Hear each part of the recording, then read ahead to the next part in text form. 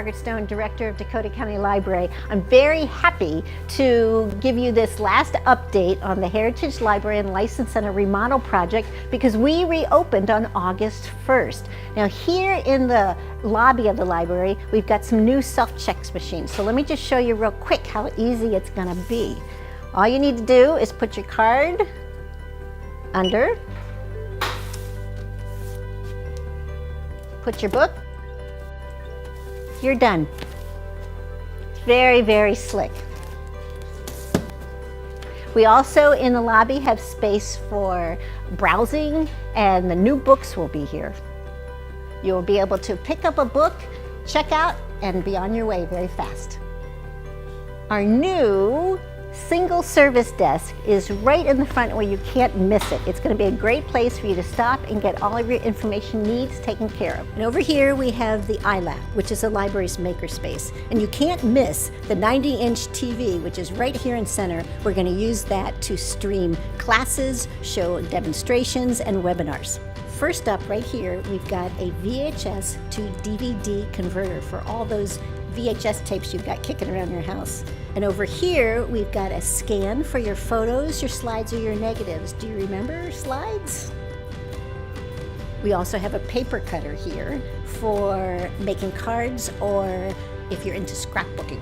There's an iMac with Adobe Creative Suite, which if you're into graphic arts or you want to make a movie or record some music, this is the spot for you. Our most popular item is the 3D printers, and we have two here at Heritage. They are used to make all kinds of cool things. Prototypes, if you're starting your own business, but also just for fun, you can make some really cool things. We have two sewing machines, a serger, and a fabric cutter for those of you who are into fabric arts. We'll have classes where you can learn to sew and learn to use the serger, but if you already know how, you can just come right in and use it. We don't charge to use any of the equipment in the iLab. So outside of the iLab, we have the public access computers. These are new for the remodel, much larger screens, smaller computer, so there's a lot more space for you to stretch out and work. And we've got several of them. You also might notice that we've lowered all of the shelving in the library.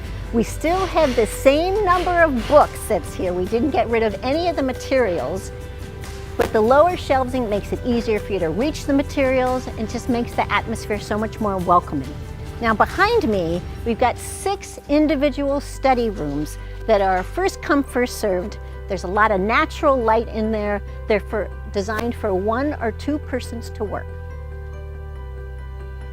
Now, as we head down this way, we're going to go to the teen section.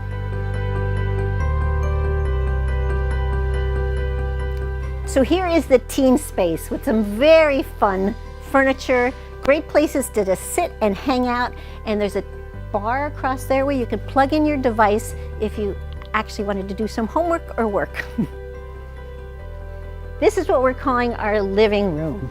There's some tables with arms on it, so if you brought in a device, you could put your here, and we have cup holders too. Here's the living room area with a fireplace. This is a great place to come, meet someone, have a conversation, and or just sit and read a book. This is a new feature that we have for the library. It's an end panel catalog, a touch screen.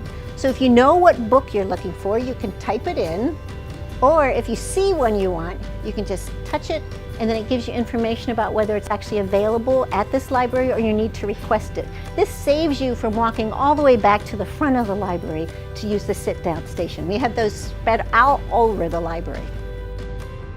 So right next to the living room is what we call the quiet zone. Libraries today are active, busy, really exciting, fun places. They're not silent. So those of people who need that silent library, here's the quiet zone. It's an absolutely silent place. It's actually a beautiful room too. We have a conference room here that can be reserved. Seats up to 12 people.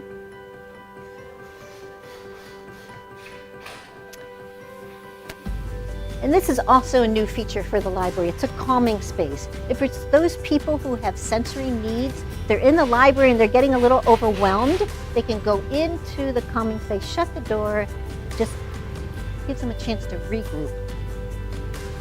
And here is another meeting space for 4 people.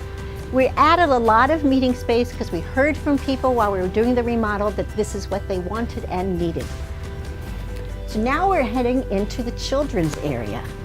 We put an expansion onto the library and it's really evident in the children's space here. So much bigger. We have new shelving, makes it easier for children to find the book they're looking for, and we added a lot of really fun places to sit and play a game or read a book. Lots of natural light coming in through the windows. We also added a lot of interactive toys, places for kids to try things out and create something new. Over here we've got this whole wall of this interactive literacy skills. So for example, B is for butterfly. A magnet wall and other toys here. It's just an opportunity for children to use their imagination and learn while doing so. The other place where you can see the addition is here in the community room. It's so much bigger. It now can seat over 200 people for all those big programs that we had. When you might remember, we were getting kind of crowded.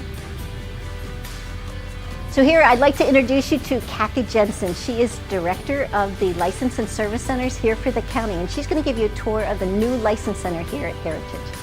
Thank you, Margaret, and welcome to the new space here at the License Center.